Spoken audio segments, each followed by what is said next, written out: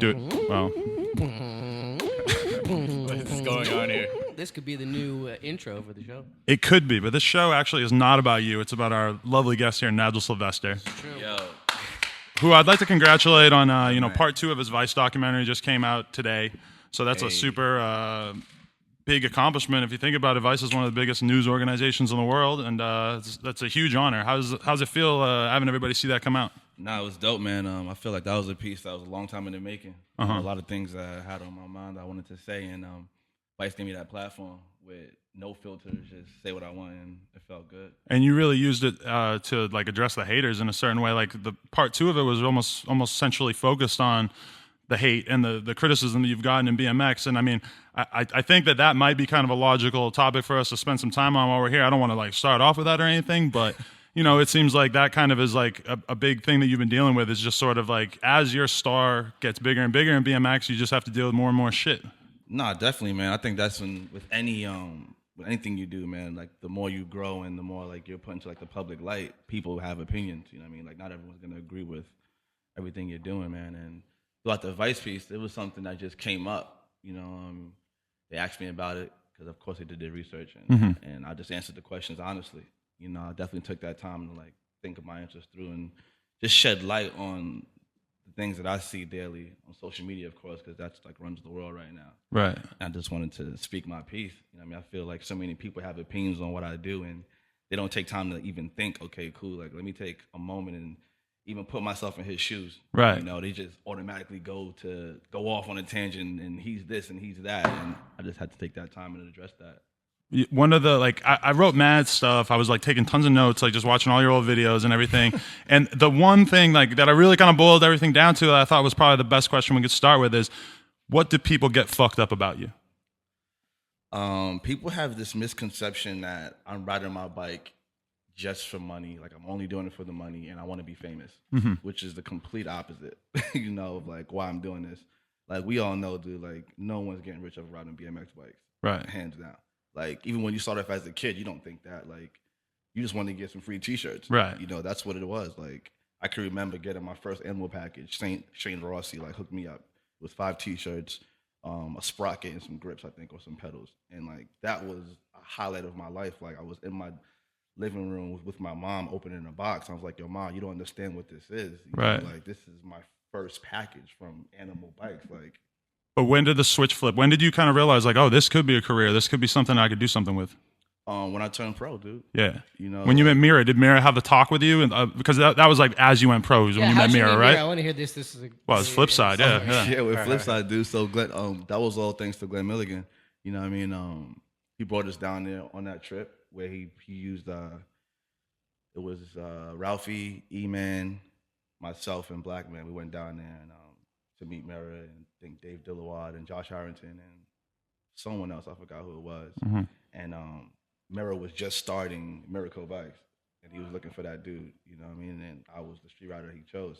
And that changed my life again, because it was like, wow, like Dave Mirra, like you grew up like watching him ride contests, you know what I mean? Like watching him ride X Games, and like you're in your living room watching TV, watching Dave Mirra, So for him to say, cool, like I want to turn you pro, like that was a dream come true. Like you can ask for more than that.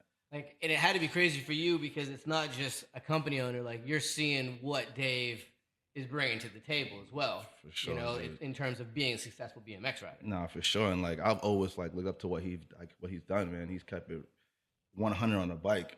Definitely like dedicated a good part of his life to like learning new tricks and progressing the sport. But also he did it what they call like the mainstream. Right. Yeah. He was able to like cross over and like bring people into BMX to the point where you'll ride through Bed-Stuy or you ride through Brownsville and kids. Like, that's what they yell at you. Yeah. Dave Mirra, like they'll yell at you. Dave even Mirra. You.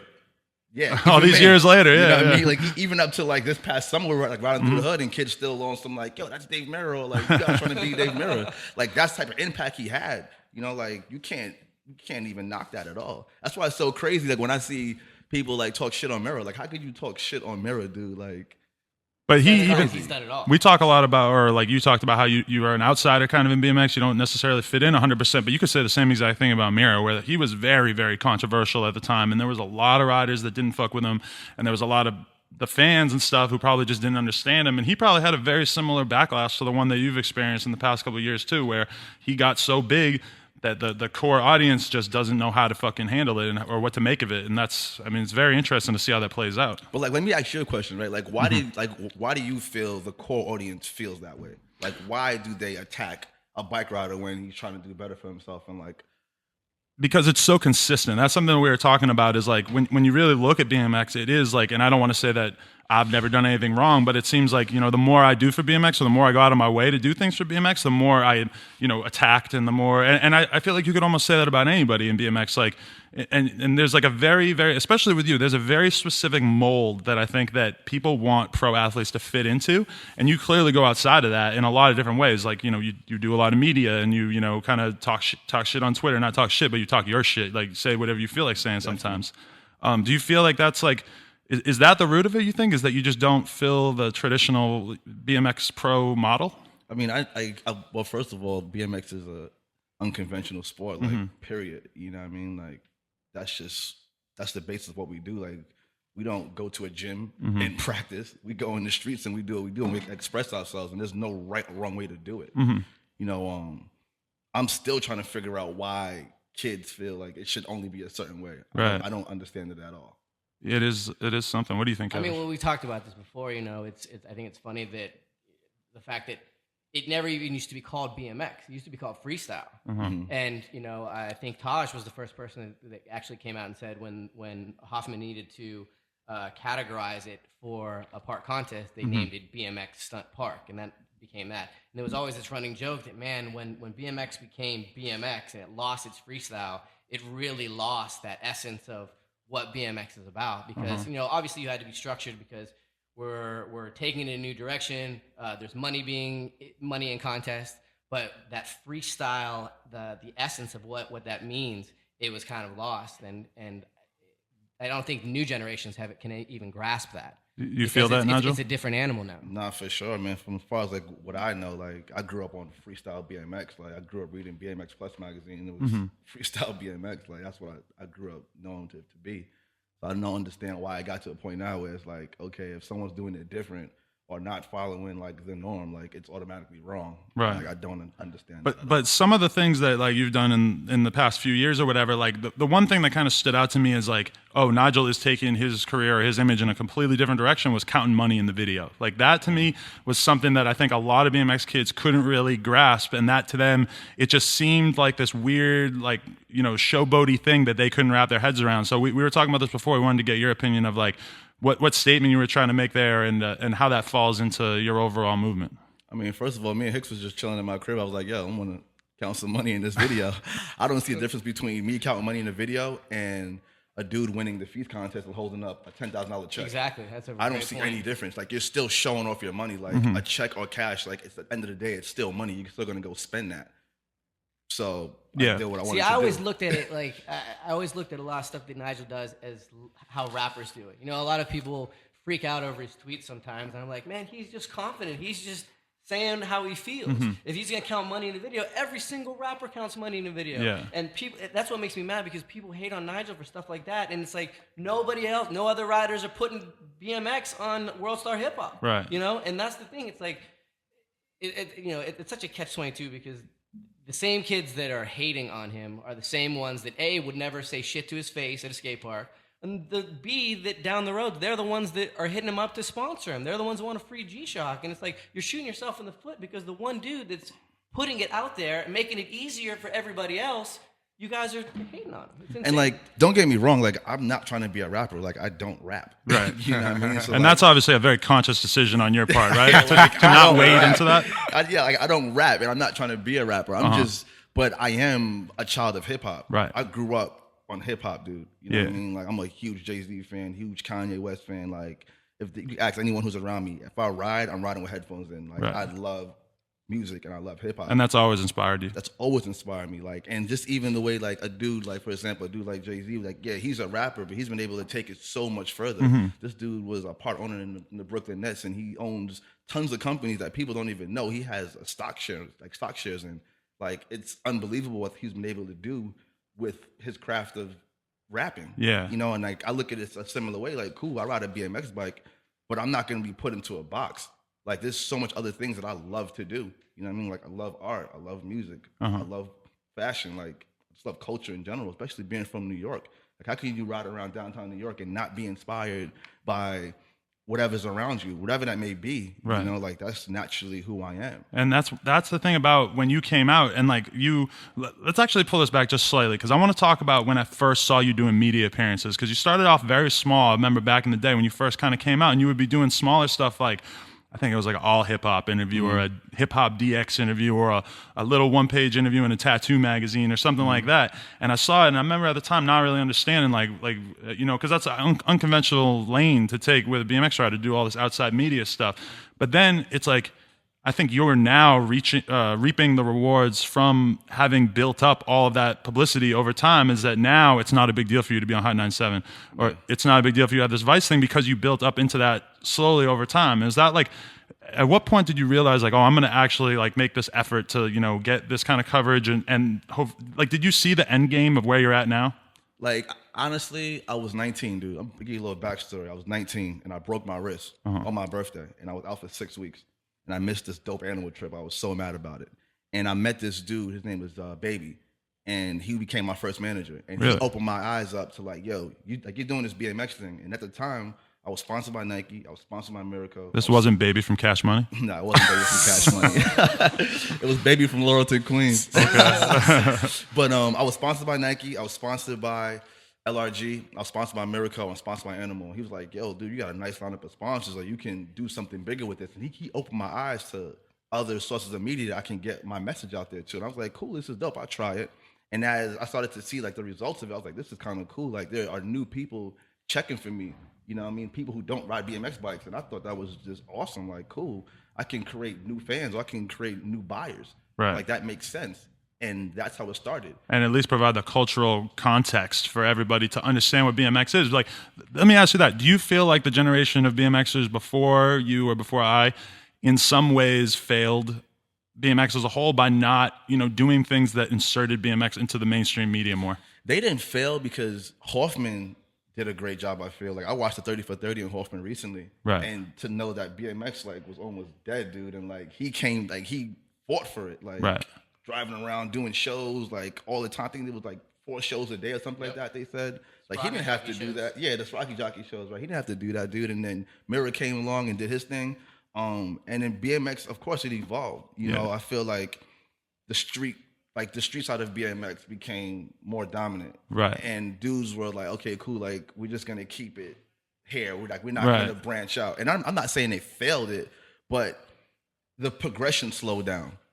You know, and that part kind of like saddens me, because like they should have kept it going. Because meanwhile, skate didn't really do the same thing. Because if you look at skate, like, and the gigantic popularity of skate, like, there's a ton of different factors involved. But Bam and the whole Jackass thing, Tony Hawk and the motherfucking video games, and, you know, a whole bunch of other shit that happened. Shaq had a show. TK's all out there and everything. Like, skateboarding has had a lot of Nigels, basically. Mm-hmm. In a weird way, like, we have Nigel, and that's kind of it. And it's weird to think about it, but like I was talking to a girl earlier, and she said something like, BMX is cool now. She's like, BMX is hip now. And I was like, I don't know about that. She goes, you really don't agree with me? And I'm like, well, what popped into my head is like, well, if Nigel keeps doing this shit and my shit keeps going up, maybe, like, you know, like, I don't think we're there yet, but I feel like we're not there yet, but it's definitely on its way. You know, like, people are starting to pay attention.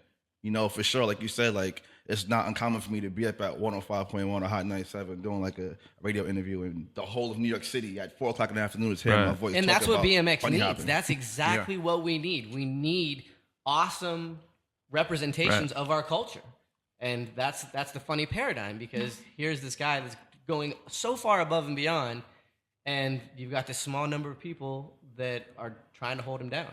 I think that was why I was really psyched that you included that in that Vice documentary. Nah, for sure, man. I want to take the time and address that, dude. Like, kids need to hear that. You know what I mean? Like, they need to hear that. And that's kind of another thing I wanted to bring up, is that, you know, I don't think that I'm above criticism, and I don't think you're above criticism, and I think that people should feel like they should be able to criticize people who are big names in BMX, and obviously that is the case. The weird thing to me is that right now it feels like the chosen venue for talking and criticizing someone in BMX is to go and make a meme. And that's that is problematic in a lot of different ways. Because number one, a meme is not a conversation. You don't really have to make a point in the meme. It's just, it's meant to be funny. And there's nothing wrong with memes.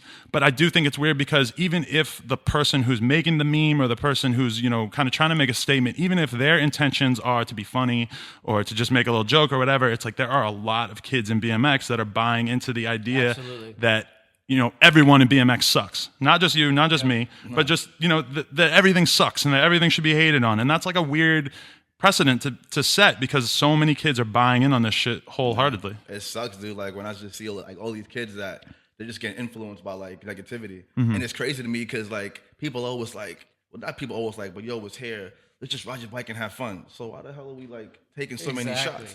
Exactly. I think some of it. I mean, because if there's jealousy or there's envy on the part of the commenter, they know that the only possible way that they can get at that person is by talking shit. Because there's no other way, there's a chance that person's going to scroll the comments and they're going to see, okay, this guy doesn't like me. And I think we've pretty much created over the last 4 or 5 years, or maybe even longer, this world of hate in BMX where, the anonymity thing was a big problem, I think, especially on the come up. Yeah. And I've said it before, and I'll say it again. Oh, I point a finger at you. I deserve it because. But let me just defend myself a little bit and say and I think that most media organizations at this point, it's very, very, very hard to find an online blog or site where you can just comment anonymously anymore. It doesn't really happen anymore because I think sites have realized like, oh, you're responsible for everything above the fold as well as the stuff below the fold. So if you have somebody saying something racist or homophobic or whatever in the comments, it is at least a little bit on the website or on the media company to govern that kind of thing because it does play a role and everybody knows it, Yeah. And I know it's a weird thing and the problem with the meme thing, especially in my mind, is that it's just a lot of the arguments that are being made are not arguments that would sound logical if they were put into the context of a blog post or an interview or something. Because I went through today, Nigel, I really tried to dig up a lot of shit about you in terms of the stuff people say about you, and I really tried to go into it. And I was trying to like form questions based on it, but the thing that kind of got to me is that there aren't a lot of real arguments being made. They're not like you're not the only one that went through digging today, dude. I got text messages on my phone, dude. Like people like, yo, I spent 20 minutes over here, or I spend half an hour over here, and I was like, oh, I appreciate you, thank you. Yeah, well, there's a lot of people who, a lot of the comments or a lot of the criticism is like, oh, you did this trick weird this one time, or you did. That's a great reason to hate somebody, though. If you do a trick silly, wrong, you do a trick or you wore a funny outfit in this one thing or something. It's not real. Nobody's gonna bother to write a blog post about that because it would sound ridiculous. But even the stronger arguments are just kind of like, oh, like, and that's why I kind of realized it's like a lot of it must be personal animosity because you just, you hear things, we hear things behind the scenes, you get that vibe. Like, do you feel like a lot of the vibe that you get from people or the overall hate, it comes from, personal hatred for you, or? It has to be, dude, because of course, like, social media is so important nowadays. So I read not everything, but I read a lot of it, and it's like these people who are commenting aren't make any sense. They don't make any sense. Have you ever had a hater come up to you, like literally said something? No. Me either. I've never. No one's saying anything. Yeah. Like no one's saying anything to my face. Like, and I've seen dudes who I know throw hate on social media. I've been in the same room with them and saying not a word to me. So I know it's not even real. It's just personally they just don't like me for whatever reason they have. Maybe because they wanted to get a certain situation and it didn't happen for them. I don't know. And that's the weird thing too, is that Nigel knows the whole backstory. He knows that, you have, and that's what's weird to me is sometimes I'll be reading some shit. I had a girl talking crazy shit about me one time in the comments of a certain post. And it was literally a girl that had tried to hook up with me like 3 weeks beforehand that I had shut down. And she's on there just, he's a fucking asshole, he's a dickhead, blah, blah, blah. And it was 100% because I curved her. And I was just like, damn, I wish people could understand the real root of where this is coming from, Or with me, a lot of times it's like, oh, we didn't post your flyer, or we didn't post your video, or we didn't, post your Instagram trailer or whatever. And it's like half the time it's not even something I saw, and it's not even real. But yo, even before we go further, I definitely want to salute you because what you built over here, the come up OSS, all of this has definitely changed the game. Well, I appreciate that. In what way? I can respect that. It shed a different light on it. Okay. It gives it a different voice. It gives it a different complexion.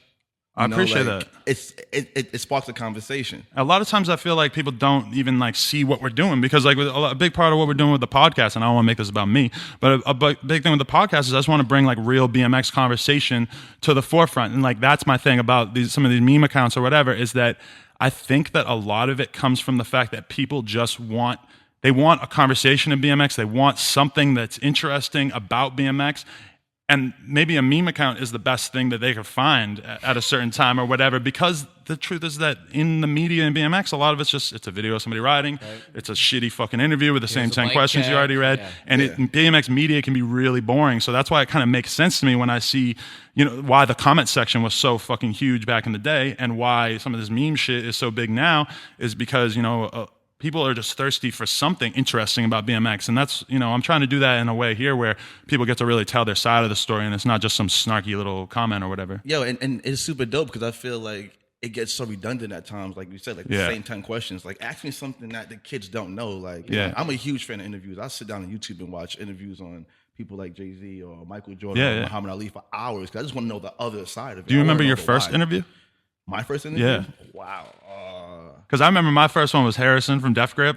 And shout out to Harry. Shout out to Harrison. Yeah. But it was crazy for me because it's like, as I was answering the questions, and I probably labored over the answers for like at least a day or two, and I was just thinking, I'm like, I've been waiting my whole life for a fucking interview, And like, that's true. It's like, I've been reading interviews my whole life and thinking like, oh, this is how I'd answer that question, And it's a very powerful thing when you realize, like, damn, I can put my shit out here. Yeah, like, want to know about at least one guy cares enough to ask me. That felt good. Yeah. Let's talk about you covered it in the Vice thing too, but the Sports Illustrated photo shoot. You took a ton of shit for that, and you knew you were going to take a lot of shit for that. That was the interesting thing about the interview. Yeah, like the ESPN body issue. Yeah. Well, Hicks was there too. Like, and I was there. Yeah, like and I knew that I was gonna get a lot of heat for that. I knew that people are gonna criticize me for it, and I still did it. Like for me, like that issue, it's this moment in the year that ESPN, this is the most like pivotal moment in sports. Overall sports. Yeah, it's so huge. You got people like Serena Williams, Dwight Howard,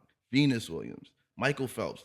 These are like Olympian gold medalists, world champions. And for you to be put alongside that, it was like it must have been hard to say no to. Yeah, it was a no-brainer. And honestly, at first, I sat down for a few days and like thought about it. Like, yo, do I really want to do this? Like, I don't know. Like, kids are gonna beat me up about this, but I decided I had to do it. Like, moments like that and opportunities like that don't come around every day. You don't turn that one down. You don't. You know what I mean? And I knew what it was. And honestly, that was one of the best things I could do for my career. Really? Sure. Honestly, yeah. They got you a lot of extra attention and everything. I mean, like the female attention went through the roof. Really? That's all that matters. That is literally all that matters. Case closed. We just turned into a bunch of animals, right? Like for real though, that's what it was. You know what I mean? Like to like go to like the ESPN body issue party and there's other athletes there, like again, world champions, like Olympians that are in the same room with me, and like I'm representing BMX, I'm representing this whole community, I'm representing us. Like someone has to do it. And that's the weird thing, like again, when talking about the meme thing versus actually like a real conversation is like, can you imagine if somebody had tried to write a blog post explaining why Nigel was fucked up for doing that? It would have been, I don't know what the argument would have been, because like the comment they showed in the Vice thing was some kid saying, "Oh, I didn't know he was a gay boy." Yeah, it's like that doesn't fly in mature. So like if someone were to be sitting right here and if Hicks was like, "I don't know, Nigel, you seem kind of gay in that shit," it wouldn't make sense. Right. It's outlandish. It was, and another thing about it was like it was tasteful. It wasn't like I was out there like this. Yeah. You know what I mean? Like, it was tasteful. Like I was covered up. Hicks was there. Like I had a robe on every time that we weren't shooting. Right. And ESPN was super courteous to me. Like accommodated everything I needed. Like it was awesome. It was an awesome experience. I was kind of taken aback by it at first, just because, and it's true that it was like incredibly daring, because my reaction was like, yo, Nigel's from New York City. He knows what kids in New York City are like, because New York is the number one place that like if your shoes aren't right, it's like, oh, you're gay. It's so funny because the first time I saw it, the first thing that I thought of, I was like, oh, Hoffman did this and Scotty Kramer did it. Right. They both did it, and it was like when I first started the backlash that he was getting, I'm like, oh, just a big face palm, because it's like, dude, you got legends that did it 15 years ago. Another legend's doing it. It's not a big deal. But again, that's everybody wants a reason to hate. Especially, but think about it too. I feel like when like Hoffman did it, like the social media thing wasn't. Yeah, what very it is true. now. It was Everyone different. has an opinion now. Exactly. You know? That's a weird thing to think about. Is if you were a celebrity in the 80s or 90s, you had no idea what negative shit was being said about you besides once in a while someone's going to write something in a magazine or a newspaper, but that's very rare. You know, like when do you see criticism in a newspaper or a magazine? It's very seldom in comparison. But now, if you're even somebody on Nigel's level, it's like, it's right there for you. Like instant. As soon as you press send, dude, like 10 and seconds that's, later. That's the weird thing about it is like you could literally spend your entire day looking at it if you wanted to. Oh my God. But you have at some point, and that's what's weird to me too, is like sometimes I'm like, why do I even read this shit at all? Because I could ignore it all and yeah, I'd be missing out on something. But I mean, I don't have, there's no rule saying I have to read the shit people say about me. No, you don't, man. But like, I feel like I still like, I like to know like what's going on in the streets. I'm not losing sleep over it. Trust me, like we're still out here getting it. Right? You know what I mean? I still have a elaborate plan for 2015. I know I'm gonna get criticized for certain things I'm gonna do, but it doesn't matter. I'm still gonna like live this dream the way I see fit. Yeah. Like this is a blessing. I'm able to sit down with you guys and have this conversation. Be able to come to California. Like it's 15 degrees in New York City right now. Yeah. I'm out in LA with Hicks filming, chilling, riding my bike. Like that's the dream come true right there, dude. Like. What more can you tell me? Like, I'm out here. And that's kind of the crazy thing with it, too, is that I've seen kids leave comments like, about you, say, why does he do this shit when he knows he's just going to get shit talked on him? And it's like, he didn't do it to not get shit talked. You know, like, it's a weird, it's like, I know for you as a kid in high school, like, it might seem like the worst thing in the world to be on some internet account, but the truth is that half the time I'm on there, I'm like, hey, it's all good. You know, like, you know, it doesn't really seem like such a bad thing. Sometimes it's a little harsh, but, you know. It happened, dude. Like I said, bro, like, people up there calling me gay for proposing nude tastefully. But if you would have seen, like, the text message that came through my phone with, probably like your dream girl is hitting me up. Right. like, what's up? I'm like, what up? You know what I mean? So, like. Let's talk about Twitter a little bit because there was a couple of tweets this year that really got the internet fired up. And the first one was the Dave Mirra, Joe Rich one. I love it. And the second one was the Rosa Parks one. I remember being in the room when he sent the Joe Rich tweet thinking nothing of it. Really? Yeah. Had no idea it would become what it would be. This is the problem with Twitter, we were chilling, dude. We came back from a session. I was like, I got this tweet. I was in the back of the car. Rafi was driving. We was going back home, listening to Bodega Bams. And I'm just in the back of the car, like, doing my thing on Twitter. I was like, oh, okay, this is dope. And I wrote it. Was it from a lyric? Because it kind of reminds me of like the context of a lot of rap lyrics, but I forget which one I was. Yeah, I think it was something Jay-Z said. Like, he said something. You're thinking Blake Carrington. I'm thinking more like Ming. He said something like that. Yeah. I forget the line. That's kind of a standard hip hop phrasing, is to say you're thinking this, I'm thinking this. Yeah. And that was what was kind of crazy about it. And we were talking about earlier is that once you send that tweet, whatever you just said is ripped of any possible context. And it's like when I saw it too, I knew exactly what you meant. Oh, really? But I also was like, there's no way that this is going to translate as what he meant because I knew how. And right away, the 13-year-old kid in Des Moines, Iowa, exactly, is reading that completely different. So, like, let me break it down to you. So, right around that time, I watched the interview on Joe Rich, and this was like the first interview he did in a long time. I forgot who did. I think Props, maybe. Props did. It was the video one, right? It was a Fox thing or something, wasn't it? It was some interview he did, but I was like, yo, Joe Rich is a legend. I got nothing but respect for him. I'm gonna press play and watch this. And again, I like watching interviews. I like to know what people are thinking. Right. And he was just saying how like he was explaining his opinion and his views on BMX, which I respect. Cool. Everyone does it differently.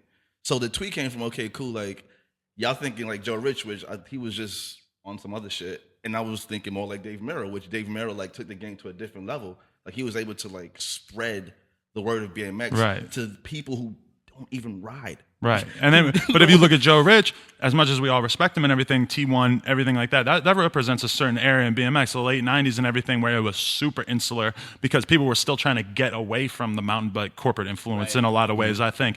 And then like BMX kind of shed all that like through guys like Joe Rich. But I 100% know what you mean because, I mean, it is two different outlooks. There's two different ways that you could go about your thing, you know? It definitely is, man. I think that's what a lot of like the conflict happens too, where like so many kids are just like, yo, just ride your bike and don't do anything else. Mm-hmm. But it's like, dude, I'm a grown man. Like you'd be like everybody else if you did that, to be honest. Like, I don't want to be like I don't want to be like everyone else, especially coming from New York. Like you don't want to be like the crowd. You want to stand away from that. Yeah. You know, so that's where it came from, dude. And like it definitely like I didn't think it would get as much backlash as it did or create such a frenzy. Right. You know, but it did. And I was like, okay, cool. Now I got to deal with it. No regrets at all. But then that's the weird thing too, is that we were talking about this earlier, is that when people start misconstruing what you say or taking some shit and thinking you're talking shit about Joe Rich or whatever, it's like, how do you respond? Because if you really can't. Like, because what do you do? Like, if you put up an Instagram about this thing that someone said, then you're putting their opinion on level with yours, and you don't want to write a fucking thing on your Twitter, Right. like, because people won't even pay attention of your apology anyway, because they're seized onto this original thing. And that's the weird thing about it, is like, how do you go and talk about what people are saying about you? I just kept it moving, dude. I kept riding my bike, kept filming, like we kept sessioning, like that's what it was. I didn't go back and wanted to address it some more. Like I think like Empire BMX like was all like crazy about it, and it kept going back and forth. And I was like, I don't got time for this, dude. Well, they're one of the more as long as we're naming names, they're one of the more consistent ones with hating on you. And does that rub you wrong in particular? Because they're a pretty big name in BMX. I mean, it's whatever, dude. Like I know, like they're from Texas, and Joe Rich is from Texas, and they probably thought I was trying to diss him, and that's their homie. Which is the same thing. If like someone tried to diss Ralphie or something, I'm gonna stand up for him too. Right. Yeah. But if they could have simply like called me and said, "Yo, what's going on over here? Is there a problem?" And like real talk, I tried to call down there. I know, I heard about this. Yeah, I tried to call, but nobody answered my phone call. And see that I was really trying to address the situation. That's kind of troublesome, right there. When people don't want to have the conversation, they would rather just talk some shit and just leave it at that. But by not answering his phone call, you're keeping it alive. Exactly. All those people, Yeah, like I was grown about it, dude. Like I called down there multiple times. Like, listen, is there really a problem? Like we can sort it out right now. Like this is what I meant by it. I wasn't trying to diss Joe Rich. I had nothing but respect for him. But they didn't answer the phone, so I was like, cool, whatever. Let it be. Yeah, that's a strange one right there. And I mean, I'm sure that the dudes who talk the most shit about you see them all the time.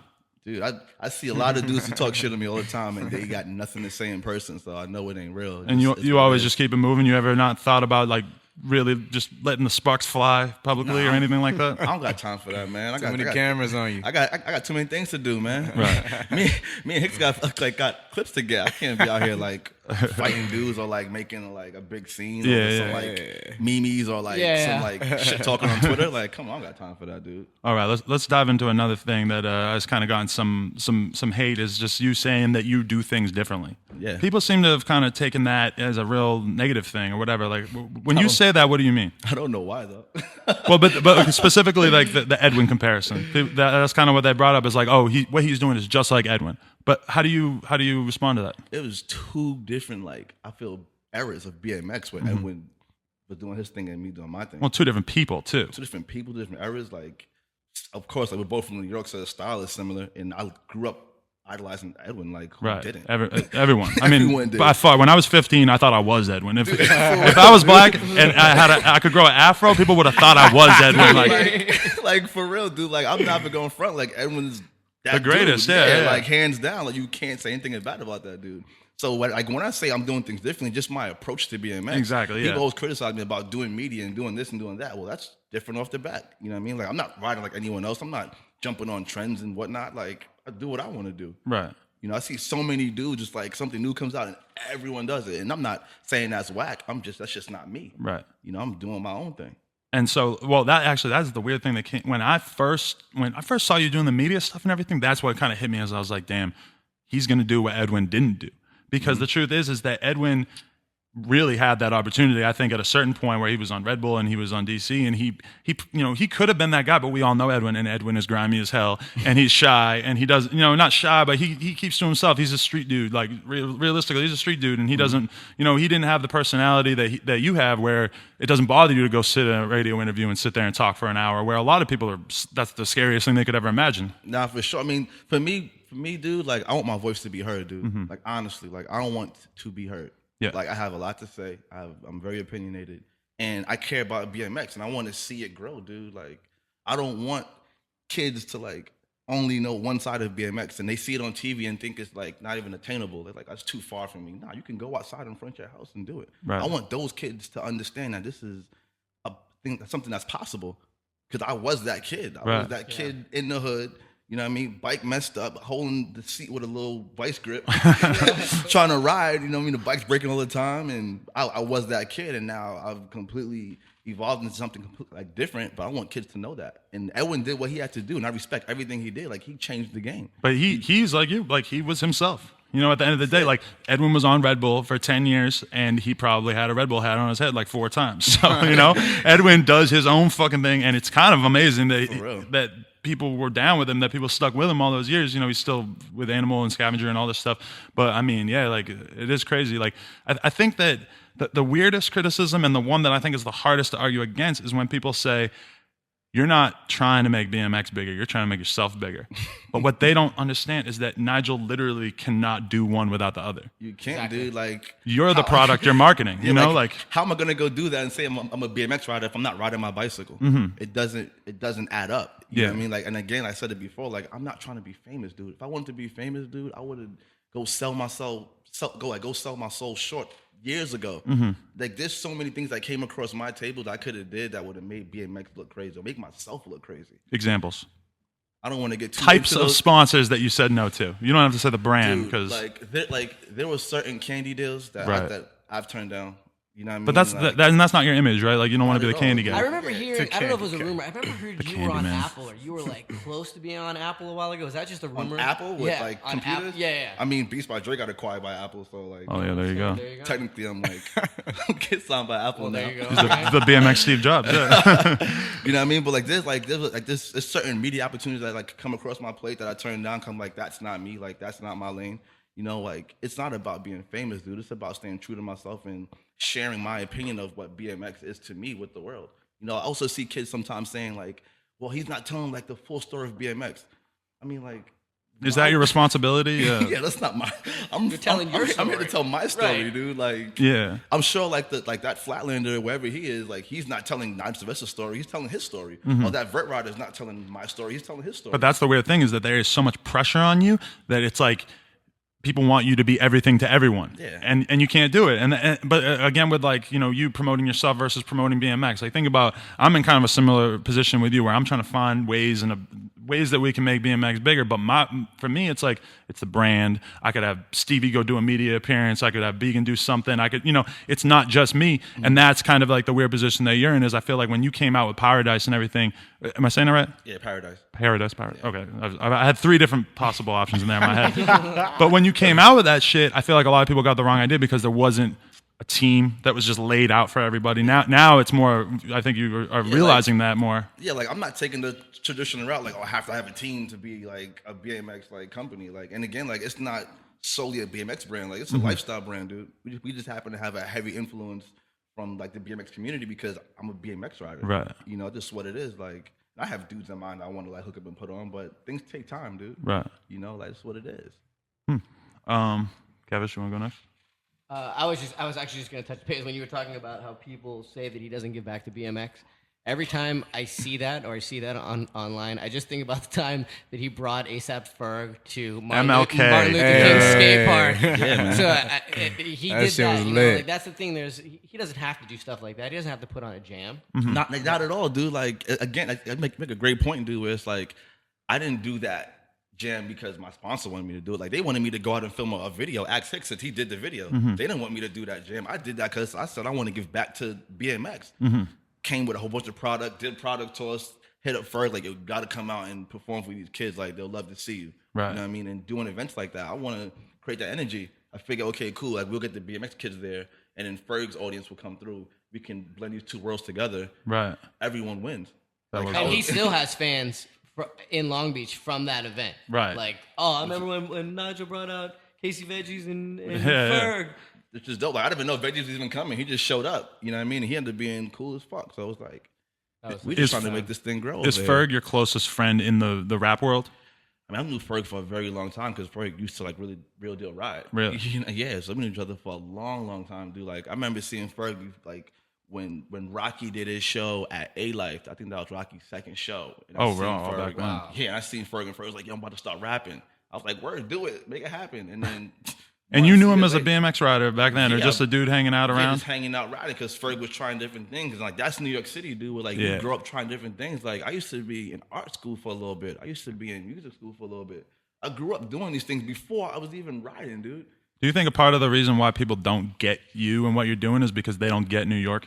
I think that's a big part of it. You know what I mean? Like, you have to like really understand New York to understand like someone like myself from New York. Right. We're into so many different things. Like, And because it's so hard to do anything, that it's like you have to hustle your ass off if you want to do everything. Like everybody in New York's got 2 jobs and a hustle and a hobby and everything, you know? And you got a party in between that. Yeah. There's a lot going on out there. Yeah, that's crazy. The other one I wanted to ask about, as long as we're doing the rapper talk, is Pusha T, because he reps you like crazy hard. Like he's been posting your Instagram trailers and shit like that, and that kind of blew my mind. Like that's a real solid cosign right there. How'd you meet him and everything? I met Pusha.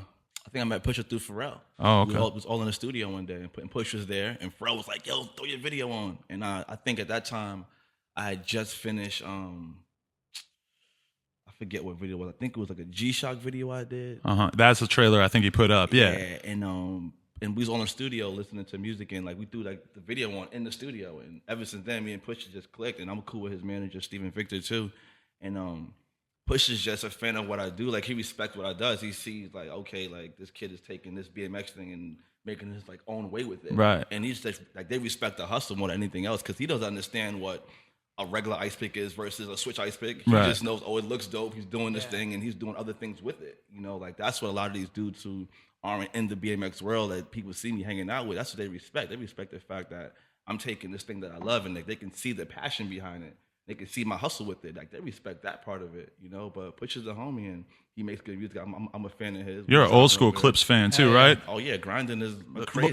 Lord willing, that is like the greatest. I remember that the summer of 2002, right when I got out of high school. That was my fucking album, and that is just straight up like the realest drug dealer music ever. Like the shit that Push and Malice say on that shit is crazy. Like joint is so real, dude. Like I can remember being in the hallways of high school, man, like doing the beat on the wall, like grinding was a dope track, man, and it still is. So that's extra trippy in terms of you fucking hanging out with these guys and shit like that. Yes. And for somebody like Pusha T to like, it's hard to even put in context for him to put something on his Instagram. It's like rappers are so tight with the shout outs because they're all gunning for the same place. Whereas in BMX it's a little different because, you know, everybody can be dope, I feel like.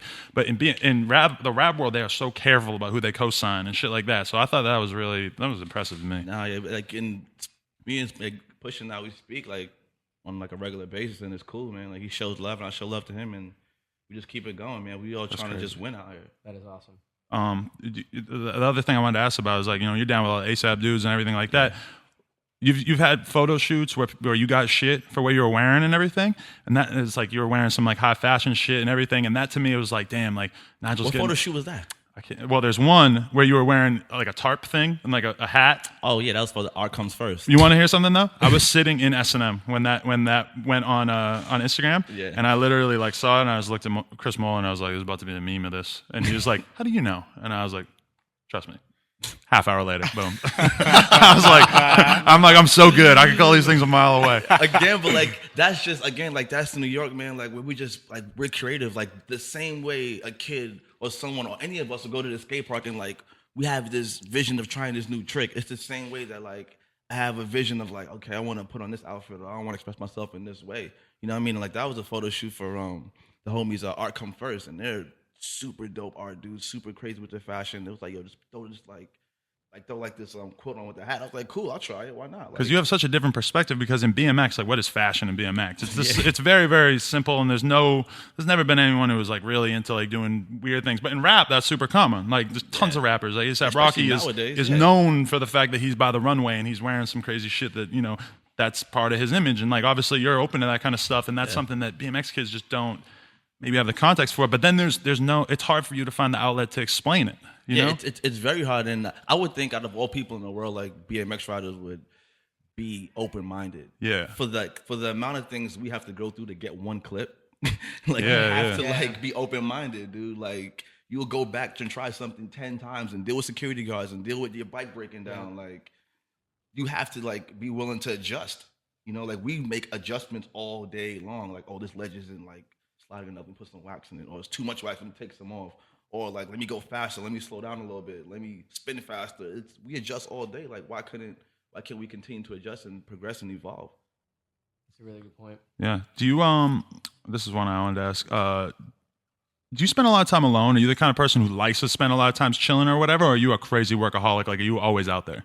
I mean, like, we work a lot, dude. Like, my team and I, man. Shout out to Hawaii Mike, Ralphie Ramos, Harrison, John Hicks. You know, we work a lot, but I definitely take time to sit down and read and, just be in my thoughts. Like it's part of like my evolution. Right. You know, like you got to be able to sit down in a room and think and understand like where you're going. Why do you ask though? I don't know, because I was just thinking about it. I'm like, this motherfucker seems like he's doing something all the time. And sometimes I feel like that, where I get into like I think recently I realized I had gone a whole month where every single night I slept 4 hours. And I was just like realizing like, man, my life is fucked up right now because I go riding all day, get home, work on the computer for 3 hours, you know, go out with a girl or go out and party or whatever, come home, sleep, wake up, work my ass off, go back out riding, repeat. And like your shit seems even crazier. You seem more busy. Dude, like we're working towards a goal here though. Yeah, man. Like, yeah. I'm trying to make my dreams come true. When you have that in your head that like, oh, there's a purpose. And once, because like you kind of feel like you have a timer in your head, like, damn, like I only have this many years left on earth, never mind this many years while I'm still young.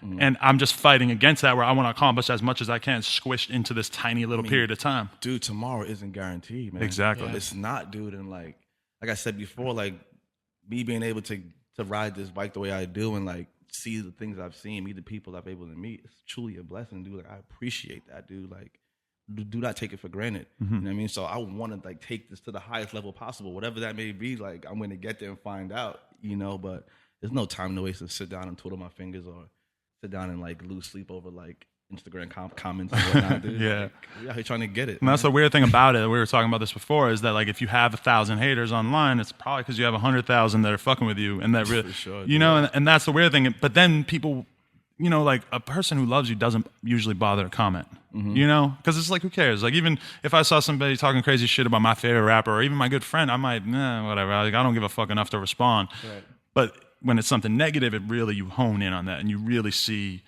you know, that stands out to people a lot more, because reading 200 comments of like, yo, you're the man is not near, like we know that that's on every person, every pro Right. BMXer's That's why they're Instagram. following you. Yeah, that's You why can they're read 200 following you. comments, Yeah. it's like you're the man. But as soon as there's 200 comments of like, yo, you suck, it just seems a lot more, you know, it's the reason why you're reading the newspaper and you see the 5-star review and you're like, oh, I don't care. And you see the 1-star review and you're like, ooh. You know, like, yo, people like drama, dude. Yeah. It sells, They do. dude. Like we see it on TV all the time. Like ratchet shit sells. Yeah. People like confrontation. It's just what it is. It's who we are as human beings. So, but again, like I'm not trying to say, well, I want everyone to love me. Like I want to hear like constructive criticism. I want to hear people's opinions. Like it's not possible for every single person in the world to love you. But what I do want, I want kids to be more open-minded to like Right. the progression, the growth of BMX, dude. and it's a shame when it feels like there's people who want everyone to hate each other, and they want like that basically, we were talking about this too, is like you can kind of split BMX into two different camps. I think is like people who want it to get bigger, and then there's people who don't want it to get bigger and who don't think that that's a priority. Yeah. And I think we can all kind of like understand that, because when you're a kid, it doesn't seem like it matters. It's like, I ride bikes with my friends. I don't give a fuck what anyone else is doing. You get older, and especially if you're involved in the industry and stuff, and you start to see it as, yo, like this doesn't have to go on forever. Like It doesn't. there will always be people riding BMX, but the idea of someone being able to make a living from BMX, or we've seen action sports die, like rollerblading died. There used to be dudes who made hundreds of thousands of dollars rollerblading, I bet, and it went away. And you saw this firsthand because you're 80. But you know, Finished. Body bag. yeah, Done. And so BMX doesn't have to go on forever. And you can see that another example is like, they were hating on you, but I got to give them props. Is like Empire is like, they're a huge part of the reason why the Austin scene is fucking huge. Which is dope. And they're like, when the bike shops all popped up in New York around the same time with Tyrone's shop and everything in Brooklyn and everything, it's like, oh, that was a really good thing for the BMX scene. When they build a new skate park down the street, the kids in that area start to ride BMX and start to skateboard and stuff. And it's like things that we do as elder statesmen in the scene has an effect. No, it does, dude. Like, and it's so crazy, man, because like to the point where as far as like skate parks popping up and bike shops popping up, like those things, like I didn't have that when I was 12 or 13 years old, bro. Like I had to ride 2 miles to the train and take an hour and a half train ride to get to the Brooklyn Banks every day in the summertime. Damn. Yeah. You know, like now it's like kids can walk outside their house and there's a skate park right there. Like there are 5, 6 And they're skate parks in New York City. still not happy. That is crazy shit that I think about. Is like, why did I keep riding BMX when I was a kid? There weren't no skate parks. Like even when I lived in New York, like until I think I moved in 2010, there weren't. The only one was Millennium, and then LES. Yeah, LES was like, LES is bullshit. It's You ever ride? You never ride Mulally? You ever ride Mulally? Yeah, one time, but before I ever moved there, because it was like big ass trannies, and didn't you have to wear a helmet there? I don't know. I just didn't go there really, to I've be been there honest. a few times, but it just never really like, oh my gosh, it wasn't really like that Yeah, for me, you know. I mean, it is crazy in New York now because they have hella good skate parks. Oh yeah, New York has some joints, but even like backing up a little bit, like to the whole point, like I think a lot of like younger kids don't understand that like your favorite rider, he's probably in his mid-20s or his early 20s, like he has to support himself. Mm-hmm. You know what I mean? He has a phone bill, he has rent, like he has these things to pay, dude. And like some of these brands, like they don't treat, like I said in my Vice piece, they don't treat them like professional athletes.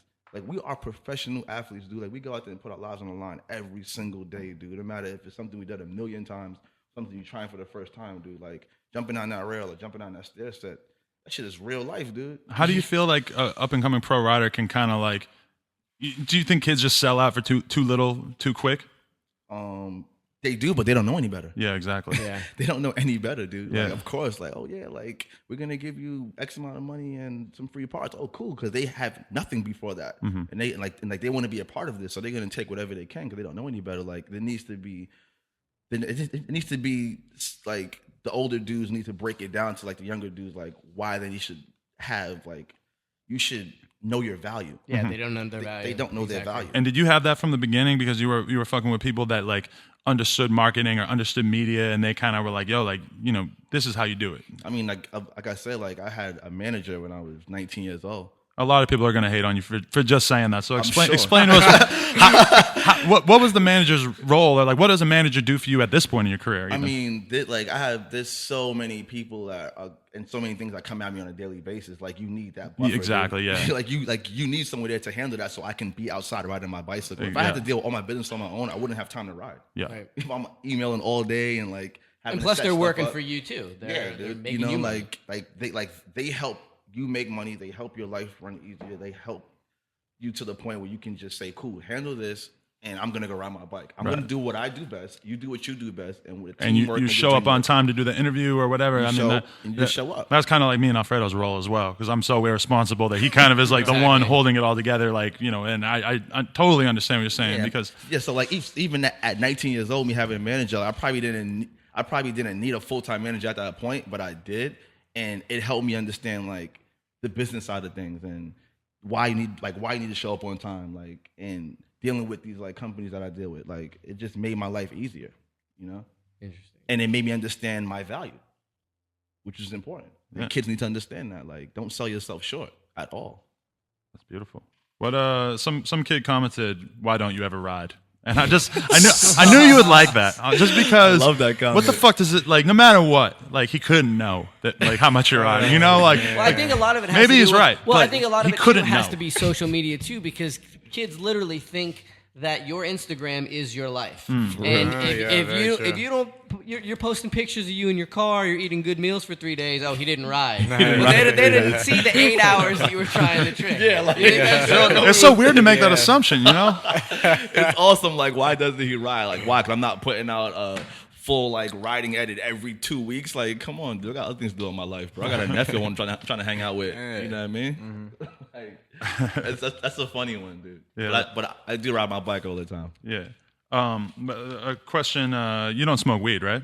Nah. You tried it when you were younger. Kids are gonna love you for saying you don't smoke weed. People are gonna love you. I don't. Seriously, I don't smoke weed, dude. Right. Like, I don't. I can confirm that he does not smoke. What? Sounds with me all the time. What is it? It's just you just don't care for it. It's not cool Nah, to I you. mean, just not even being cool. I got a lot of friends who participate in that activity. I just don't do it for me personally. Yeah. You know what I mean, just not my thing. I just think it's funny because kids probably really assume you do, and that's like a real thing in BMX now. Is like when they find out that Stevie doesn't smoke weed, they love it. It's crazy. Just I've because known it Nigel- seems like everyone does, and they assume he would. I've known him for so long, and like he's never ever smoked, but he's one of the guys that he's always like the gears are always turning upstairs. Yeah. So it's like he's one of those guys that I think if he smoked, it would just like It doesn't work would with some go down people's there. personalities, He's yeah. always like the It's gears are always just turning. it's just not me right now, man. I'm just chilling, but I do appreciate a good cigar every now and again, man. Tell you the truth. Well, those are legal, so that's fine. Yeah.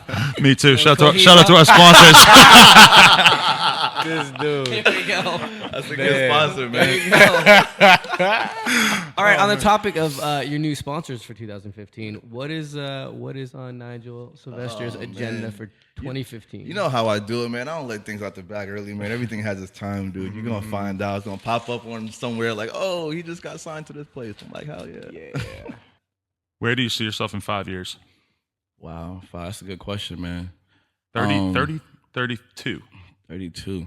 I'm 27 now. They'll be in this BMX game for a minute, bro. Your 30s are way better than your 20s. Really? Oh, yeah. So I've heard. Yeah. Good to know. All right. Look at Nyquist. Nyquist is still killing it. Looking for yo, shout out to Nyquist, man. Like, Nyquist is a rare duck. Nyquist is one of those dudes that I grew up watching, man. They made me want to bar spin like all the time. Really? Dude. For real, That's dude. Like awesome. he was always throwing crazy bar spin variations. He made him man. look so easy that it was like puzzling. Like, yeah, he's just ding, ding, ding, ding, ding. With the front brakes, too. Yo, but that's mad funny because that is the second podcast in a row where the writer shouted out Nyquist and the other one was Gabe Brooks. Gabe Really? Brooks was like, Yo, he was yeah. like, yo, Ryan Nyquist, he is G. Nyquist. I think he said, Huge with the street riders. I think he said Ryan Nyquist is black. That statement. That's all right. I think he said that. I don't know. Yo, Nyquist is dope, man. Shout out to him, dude. I actually like Nyquist actually like reached out to me like maybe a year and a half ago and just said some really encouraging words. That's dope. You know what I mean? Like that meant a lot, dude. Because again, like I grew up watching him on TV, like, and now he's texting me or like, yo, keep doing what you're doing. Like, shout out to Nyquist, dude. Yeah. Do you think you've kind of like turned a corner in a sense where it's like, I feel like you were getting so much hate for a while, and now, like when that Vice thing came out, it felt more like people were sort of like defending you like a lot more than they had a few months back or 6 months back. I mean, do you notice that? Is that just me? Nah, it's still a lot of hate, bro. It's still out there. It's still out there, dude. But I feel like now, like so many kids who didn't understand why I do what I do, it made a little bit more clear for them. Like, Right. okay, this is why he's doing it. You know what I mean? Like you seeing my mom. Like I thought that no was one has brilliant. Ever seen Yeah. my mom That was ever, awesome. dude? You know what I mean? And me going that deep and talking about her situation. You know what I mean? Like that was a real deal situation, dude. Yeah. I could remember like me on the floor, like kneeling down, dude, like by my mom's side, like helping her get like the moving back of her arm. And this was when you were how old? At what point in your career? I think I was like 16 years old. Maybe. Wow. I think So I was right in the 16 years beginning. old, dude. Yeah, dude. Like, And that motivated you to, were you even sponsored at that point? I don't know. I wasn't even sponsored, dude. I wasn't even officially sponsored because I didn't like. I think I got on Base Brooklyn when I was 17, and then I didn't turn pro till I was 18 years old. Like Animal would send me packages and whatnot, but I was still on like just a homie hookup. I wasn't like officially even on. You know what I mean? And my mom was going through that, and that made me strong, dude. Because she, like I said, like she had to fight back through that and go back to work.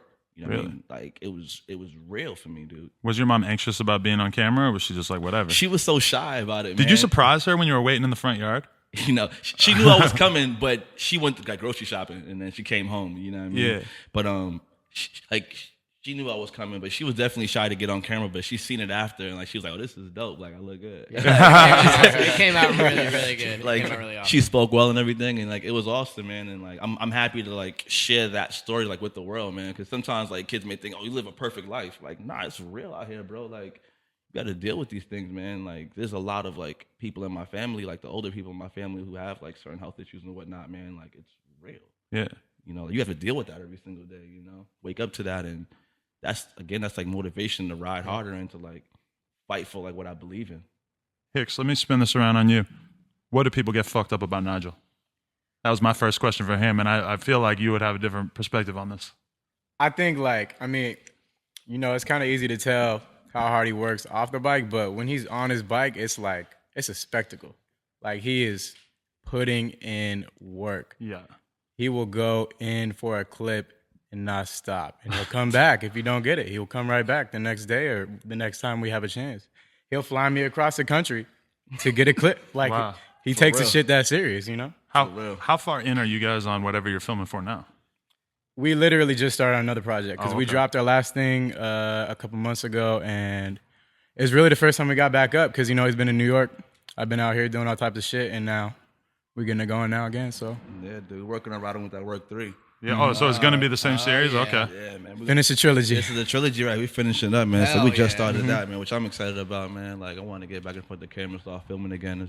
Been in New York on some like cold shit for too long, dude. You've been out here in LA for a little bit. How long are you out here for? I leave in a few days. I've been out here for like a week and a half, but I've been doing business out here, man. I've been taking meetings and whatnot, and You ever thought about doing the move, the real move? I've always thought about it, man. But I can't leave New York. Dude. Yeah. Like I gotta be next to my mom, and like I said, like my nephew's 2.5 now, man. Yeah. And I can't do the whole FaceTime thing. FaceTime him for months. I It's need to tough, go see yeah. him, and, like, spend time with him. you know I what see mean? my nephew in like year spurts or like 6 months. Like you see him 6 months later, and you're like, oh my fucking god, it's a different person. Hey, dude, Goes he's so fast. Nothing in common. talking and Yeah. he's walking around and running around and whatnot. And I got to be there when he's on his first bike, man. I need to be there for those moments. But I'll definitely come out to Cali as much as possible. And like Hicks said, man, like there's been times where I flew Hicks from Cali to New York to get one clip. Like, I need to get this clip right now. Yeah. Like, my own money. Like, people get it twisted thinking like, oh, my sponsors take care of everything for me. Like, dude, it's not the case. I spend my own money to make shit happen sometimes, bro. Okay. French Montana and Riding Without Work 1. Pharrell and Riding Without Work 2. Ooh. There are like 3 rappers bigger than Pharrell.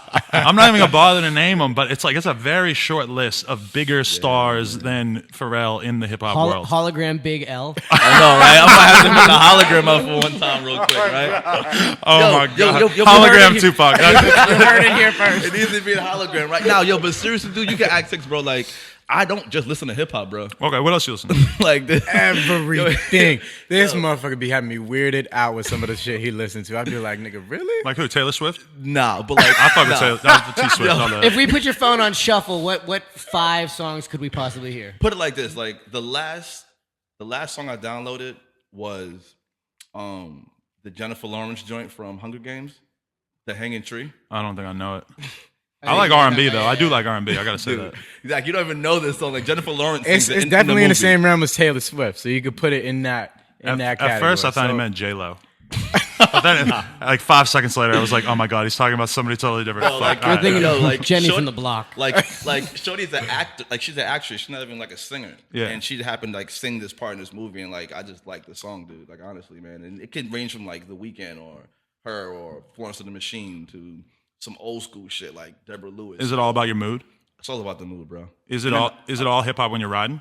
No. Really? Oh. Not at all, dude. Like some of the clips you see me riding to could just be like the most random song ever, Really? dude. I'm telling you, bro. Like random, dude. That's interesting. Stevie was listening to Katy Perry when he trucked El Toro. Exactly. Swear on my life. I don't even think it was his phone. It was somebody else's phone. He had to take their phone and just shove the headphones in because he just wanted music. He didn't care what it was. Yeah, it's real, bro. I don't know like, why. It gets real. I'm just a fan of music, man. Like, tell you the truth, bro. But as far as like who's gonna be on Riding With That Work 3, I don't know yet. We're still trying to figure it out. But I think I might just do something completely different, man. That's how I feel, depending on that mood, you know. Hey, where do you live in New York now? You live in Brooklyn? Yeah, I'm in Brooklyn now. But like, what kind of apartment? Or what kind of spot do you have? I was wondering like what your living like status is at. Like you. I'm chilling, bro. I'm humble, man. I got a Great humble answer. abode. But that's the Great thing. answer. In New York, you got to be rich just to be broke. So it's like, people think, oh, Nigel probably has a big ass house and stuff. Nah, It's like, I'm chilling, ain't bro. nobody been rich enough in the history of BMX to have a nice house in New York. New York? Never. Nah, dude, never. that ain't happening. Never. Not in New York. Though. I'm chilling, man. I'm just a little spot in Brooklyn, man. I'm keeping it light, man. It's like, I don't know. People may see me like floss and stunt, man, but I'm smart with it, bro. I'll tell you the truth. Do you get recognized everywhere you go in New York? They get recognized a lot, which is crazy, man, to think about it. Sometimes I'll be on my bicycle and the car will pull me up like, yo, you're Nigel. I'm like, yeah, what up? And just keep riding. You That's know? dope. Like, That's it's been these times where random people just roll up. Even out here in Cali, dude, I think we were filming one time with some random dude that rolled up on us at like a gas station or something like that, riding his rail. And he was psyched to see me. He didn't even ride. And I mean, that's awesome, though, that I'm able to like affect those people who don't ride. I think Right. that's cool as fuck, man. You're to tell making you the that truth. connection, yeah. Yeah, man, because now like they're paying attention to BMX and they're like, okay, well, who else is in this sport? Let me go check this website out. Let me find out what else is going on. You Right. know? I mean, That's dope. that's the real shit at the end of the day is like when we have conversations about OSS getting bigger and more into the mainstream and stuff, it always is like, well, Nigel's out there breaking down some fucking doors. Like we're on doing similar things, but like, I mean, Huge doors. especially in the rap world where like, you know, I want to do more marketing within rap and work with more rappers and everything like that. And it's like, I mean, we've seen rap completely embrace skateboarding to the point of absurdity over the past couple of years. It's Exactly. crazy, right? When you got Soldier Exactly. Boy on the skateboard in the video, like sliding back and forth, that to me is like, oh god, maybe this has gone too far. But Yeah, it's wild, man. But it's crazy to know like skateboarding deals with fairly similar things that we deal with. You know, like I had a conversation with Derek a few days ago, and like it was like a mirroring situation where Yeah. he was saying the same thing that I deal with, the same thing we deal with. You know, so it's not just us, man. he's Like, so big that he probably can't even read the Instagram comments. It's like, who the fuck cares? It's like, Yeah, it's so matter, beyond dude. him that he can't even look at any of it, I bet, which Yeah. is crazy to think. Or even like, you know, Nigel is like, I just watched King of the Road or whatever. I mean, he's unbelievable. Yeah. And it's like, it's weird because I know that he's one of the most hated too, even though he's the most unbelievable. It's like, yeah, he's sick with it. it's so consistent that it seems like people want to tear down their heroes. It's, Again, it's such a media urge these days. It's just weird when we even say the word hate because again, that hate is behind a computer, behind a phone, and none of that hate will ever ever manifest itself in real life. and that's the hardest thing for people to understand, because 99.99% of the people that are talking shit on you online or threatening you online are not going to do a damn thing, and they're just going to sit there and just take it. And that it gets to a point where you just have to say, okay, you guys you talk your hate. I'm gonna try and make things better for the rest of us. Try and make your life easier. But like one thing I've said in the past is like, even if you're some kid who lives in a fucking shitty little town or whatever, it's like you could go do shows at the elementary school. You could you could do something, or at least like make some videos or whatever. It's There's like outlets, you could do things to, and a lot of people don't care about promoting BMX, and that's cool. I understand that, but I mean, if you want to do it, I mean, it's just people have to take the fucking initiative and have the gall to put themselves out there, Yeah, and you have to do the grind work as well, Like, nothing's going to come easy. Look at this guy. He's busted his ass for this long, and now he's here. Yeah. And again, we've said it. He's making it easier for everybody else to follow in his footsteps, and the same people are talking shit on him online. It's insane. It's a weird circle of, like, insanity. It's funny, dude. Like, I think one I get a lot is Nigel is the Kanye West of BMX. Like, Kanye West is one of the greatest producers we've ever seen. Yeah, one of the greatest artists in BMX. Period, dude. But that does I think that kind of clues in a little bit of like what the thing that I think people are critical about with you is that like at least what they see, I think, is that they see you as being egotistical, self-absorbed, and just sort of, a narcissist, basically. And that, I mean, how do you... But doesn't he have a right to be? Don't you think he has earned that spot to be? Certainly, but I think people don't want that from their action sports heroes, and that is where a lot of the shit comes in. Yeah, but like, aren't all of us like that? Like, we go out and we film a clip. I'm gonna jump down the biggest thing I could find because I want to throw it up online or throw it in my video part and like stick my chest out. Isn't that even the same filming exact something? Everybody wants more followers. Everybody wants more likes. Everybody wants to be accepted. But and that's the thing is that BMX, skateboarding, whatever, they're hugely opposed, or they kind of inherently their gut instinct is to be opposed to people who seem like they could be riding for another reason. And that's what's interesting about it is that like. And even I don't understand how they necessarily decipher who's doing things for themselves and who's doing things for some bad reason. The funny term, the other day Nigel was tweeting about the term sellout, and I think in 2014 the word sellout is in reference to BMX. It can be non-existent because there's no money in BMX. Yeah, if somebody was riding for a company that made you wear a clown outfit every time you filmed a clip. But they're paying you 100 G's a month, maybe you could call them a sellout. But now everybody is grinding for a small piece of the pie that's not even there. And calling somebody a sellout because they're trying to make a living doing something they love, do you know how insane that sounds? That's weird. The sellout accusation is to me more of like a 90s thing where, and that's the weird thing about it is like when corporate brands did stuff in BMX in the 90s and stuff, it was like everybody has to wear Oakleys at the contest, or everybody has to wear a goofy looking, jacket or a jersey or whatever. Yeah. Corporate shit was whack then. But now when you look at Nigel sponsors, I mean, he's found sponsors that fit his image and just seem logical for him, which is... It's great you guys bring up that point because I do get that a lot, and I address that in that Vice piece too, man. I think kids don't know what the word sellout even means right now. It's just it's like calling someone an idiot. Yeah, where the meaning is obscured. It's just something to say, and like I like always say that I don't do deals with brands that I wouldn't naturally use their product. Like I naturally wear New Era hats. I'm naturally gonna rock headphones when I ride, so why not have a good headphone sponsor? That's the weird thing about you is you have the sponsors of the stuff that everybody uses anyway. Everybody orders from Dan's. Everybody drinks a Gatorade. Everybody wears Nikes. Like I'm not promoting something that like I don't believe in. Right. Like not at all. Like I've left brands and I've not did things that I don't believe in. Yeah, for sure, dude. Like. I think that if we could come away with a consensus here, an agreement with the people who are listening to this, I hope that they can all agree with this, is like there are things you can hate on Nigel for. If you don't like the fucking way he looks, the way he wears his hat, whatever, that's one thing. If you don't like his riding, that's fine.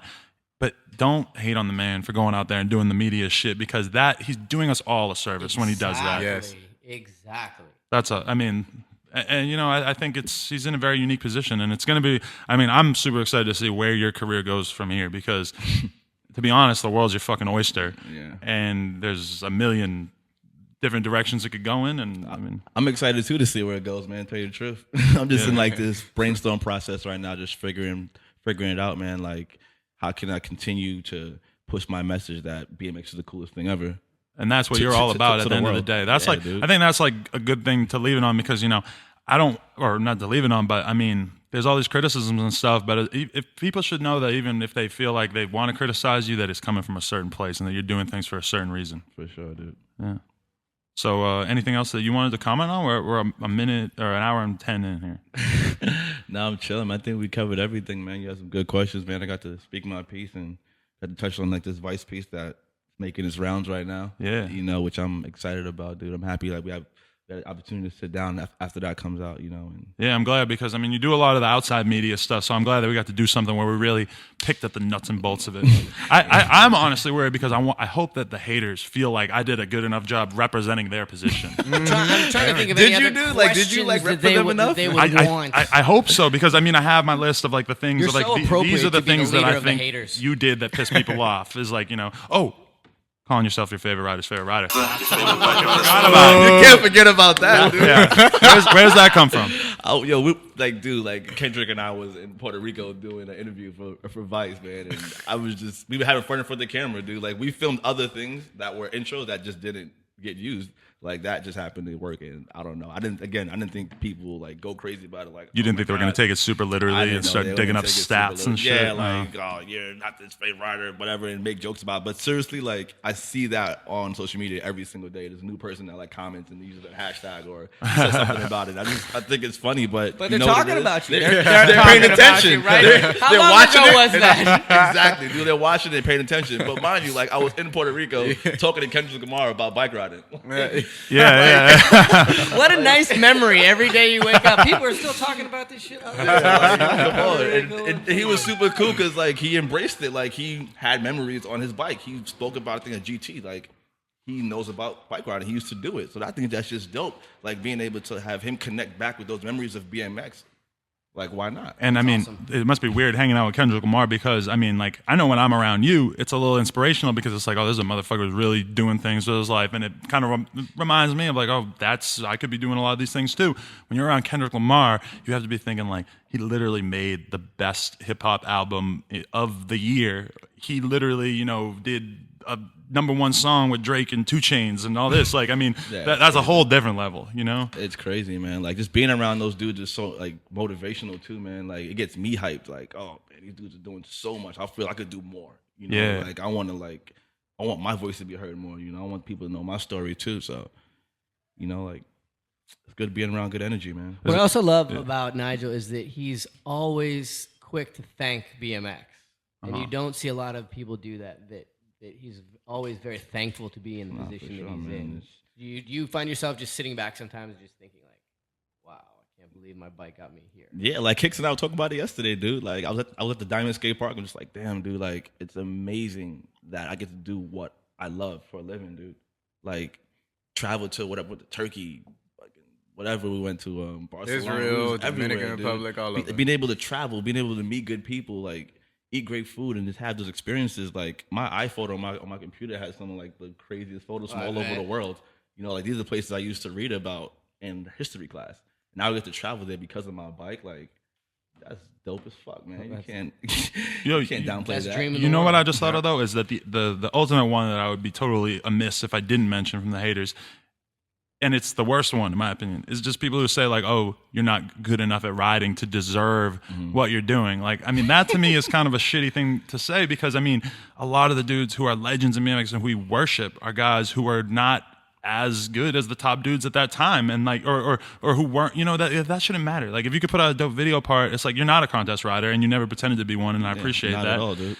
I mean, for a street rider, I mean, your video part is your fucking art project for that year or those couple of years or whatever. And you continue to put out dope videos. And dude, like I continue to ride and do my thing, dude. Like, who's that kid from on Volume, like that does like the joints under the chain or whatnot? Tate Roskelly. Yeah, he rides completely different than everyone, dude. And I think it's dope as fuck. Yeah. And even like going throughout the years, dude, like I was thinking about it earlier today. I was like Van Homen and Edwin De La Rosa. Mm-hmm. Right. Exactly. Yes. Two completely different styles affected the culture of BMX drastically. Both of them, dude. Right. Like, and Van did the Deadman shit, and Edwin didn't. Yeah, and it was all right. And Edwin had just as big, if not a bigger. I feel personally a bigger I mean, influence on BMX. They're the top 5 of the 90s or of the for past. sure. The time I've been riding, Van Homan and Edwin are definitely both top dude. 5, Like most influential. Not taking anything away from Van because he just won rider like video part of the year. Yeah, like, he's definitely ain't done. Yeah, he's still killing Killing it, it. dude. But like, okay, like I may not do a certain trick that everyone else wants me to do or everyone else is doing. So what? Like, I'm still riding my bike, having fun, dude. Like, people have different styles, and everything is appreciated. The same way, like, people may think, oh, Eminem's more lyrical than Jay-Z. right.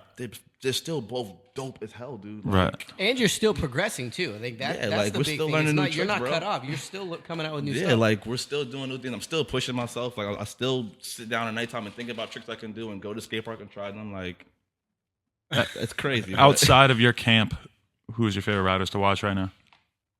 outside of my camp, while I enjoy the Well, watch. you know, I'm just leave Hicks off. Obviously, he's gonna be number 1. Hicks is my favorite rider to watch, bro. favorite riders, favorite filmer. You know what I mean? For real, dude. Number 1 filmer in the game right here, John. No, for real though.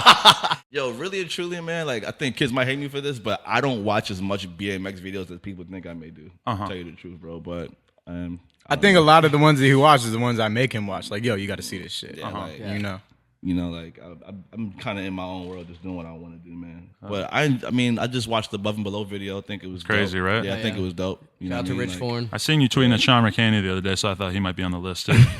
He's Lil crazy. Sean, you know, he's cool, man. He's definitely doing this thing. I could show you a stranger part after this, and your brain's gonna explode into a million Need to pieces. see that. Really? It's fucked. When he went in, that's what's up. He went. Yep. He went way in, all the way in. Young boy putting that work in, man. It's dope to see that, man. Like I enjoy the progression of BMX on the bike right now, Yeah. but I want to see that same energy of progression off the bike as well, man. To like our sport can grow, so that kids coming into the game, like these new pros coming in, aren't taking these shitty deals, bro. Right. Really and truly, like that's for real. What's real? Catfish, you got anything left? No, we covered it all. Yeah. Got anything left, Hicks? I mean, he hit all the points. We good money? Yes, sir. Where's Man, we dinner did it. now? I'm hungry. We did it. Let's go. You want to send any shout outs? Yeah. Thank yous? Man, I gotta thank God first. Tell you the truth, man, and of course gotta do that. And my family, and all my homies. Shout out to the No Feelings chat room. Is that the name of your group chat? I remember the No Feelings movement. I actually thought about that the other day when I was chilling with him, but I was just thinking, man, I ain't got no feelings. And then I thought in my head, I did something mean to a girl or whatever, where I just shut it down, and I was like, no, it's over. And I was just thinking, I got no feelings. And I was like, didn't Nigel have a thing called No Feelings at one point? Who's in this? Who's in this chat group? Ralphie started No Feelings, man. So shout out to my boy Ralphie. That's my brother, man. Shout out to Ralphie New York. the Shout out dude, to the New York City BMX scene, man. Yeah, Like, for real. Yeah. we need to step it up. We're gonna make it happen though. Yes. You know what I mean? Like definitely. But shout out to the haters. We can't forget about them. What's up, You know what I mean? Like, That's for damn sure. we can't forget about them at all, man. And like I said, man, I just want to keep having fun, man. So shout out to everyone who's having fun on their BMX bike right now. Yeah. All right. Well, thank you very much to our guest, Nigel Sylvester. Much respect. This has been The Come Up TV. You can find us over at thecomeup.com. Subscribe to our YouTube. Search The Come Up BMX on there, or maybe even just search BMX and you'll find us anyway. You ain't got to look too far for us. Thank you very much, Nigel. Thank you, Catfish and John Hicks, for being our guest. John, we got about 2 minutes of speaking out of you, maybe 25 seconds or something. About like 6 A's, maybe 7. Follow him on Instagram. Follow Hicks filmed it. No, that's Twitter. John Hicks on Instagram. John I know Hicks. everything. All right. Thank you very much, guys. I appreciate it. Thanks, All Nigel. right. All right, well, so we roll up to it, and Stevie, I remember the words that came out of his mouth. He said, holy shit, this is like a 15. Because he had threw up like a 15 stair like the weekend before, I think. And so he said, oh my God, it's like a 15. So then what happened? We all fucking set up. Hicks set up the camera. You fucked around on flat for a little bit, and then, I mean, do you want to tell us from your perspective? Well, I mean, I was asleep in the car, so I kind of had to get out of the car and Warm up a little bit, yeah. warm up and get going. Yeah. Did a few hop trucks and then sent it.